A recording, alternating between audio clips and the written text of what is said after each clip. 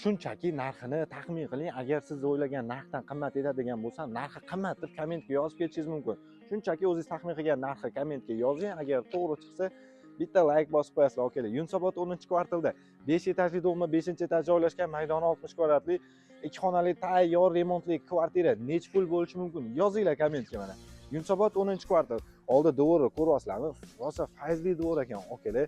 Avtoparkovniy joylar 5/5da joylashgan bo'lsa, o'zining balkoniga ega 2 xonali tayyor remontli, yevro remontda kirib yashagan remont. Orientar qayerda ekan deyapsizlarmi? Men bog'chani ko'rib turibman. Okey, 221-bog'cha botdi. Nobodoga mana 50 metr yurasizlar, 263-maktabning yonginasida joylashgan. Bir yoq taraf Megaplanetgacha 5 minutlik yo'lda joylashgan botdi. Endi ichkaridan ko'ramiz va video davomida narxini ham aytib o'taman.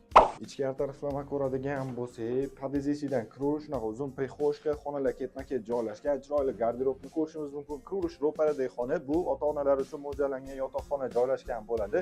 O'zining ko'chaga qaragan oynalar bor, remontlarni ko'ryapsizlarmi?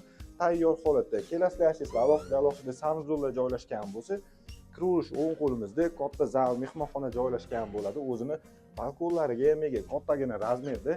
Bu yoq xonamizda esa oilaviy ovqatlanish xonasi sifatida foydalanishyapti. Kuxnyani balkonga olib chiqib qo'yishgan ekan. Narxi $63,000 kelishiladigan joylari bor. Pastda egalar nomeri savdolashib olsanglar bo'ladi.